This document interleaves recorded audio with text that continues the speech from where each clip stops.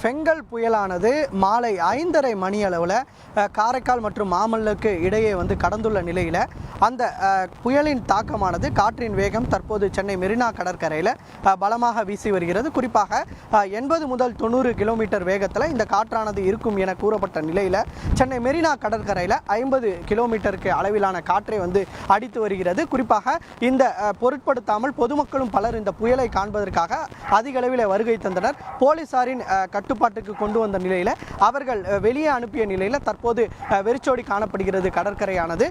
எப்போதுமே இந்த சனிக்கிழமை என்றால் பொதுமக்கள் அதிகமாக வருகை தருவது சென்னை மெரினா கடற்கரை தான்.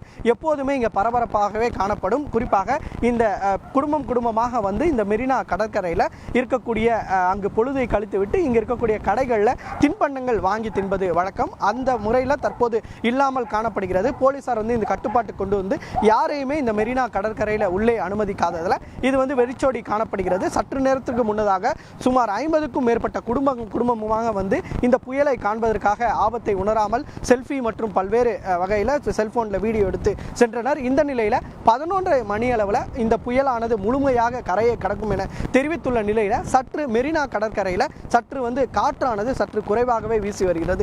குறிப்பாக முன்னதாக ஒரு 8-9 மணி அளவில் மொத்தம் 50க்கும் மேற்பட்ட கிலோமீட்டர் வேகத்தில் காற்றானது பலமாக வீசிய நிலையில் தற்போது குறைந்தே காணப்படுகிறது. குறிப்பாக மரத்தை ஆடுவதை அவர் ஒளிப்பதிவாளர் காட்டுகிறார். அதன் காற்றானது சற்று குறைவாகவே காணப்படுகிறது. மேலும் இந்த காமராஜர் சாலை முழுவதுமே தற்போது வெறிச்சோடி காணப்பட்டு வருகிறது. குறிப்பாக இந்த சனிக்கிழமை என்றாலே நிறைய பேர் நைட் அவுட் உள்ளிட்ட வகையில் கார்கள் மற்றும் இருசக்கர வாகனங்களை பயன்படுத்துவது இந்த காமராஜர் சாலையில் தான். ஆனால் தற்போது போலீசாரின் கட்டுப்பிடிக்குள் கொண்டு வந்ததால் தற்போது வெறிச்சோடியே காணப்படுகிறது. அதிகப்படியான பொதுமக்கள் இங்கு வந்ததால் அனைவரையும் வெளியே அனுப்பி வந்தனர். தற்போது காற்றானது சற்று குறைவாகவே காணப்படுகிறது.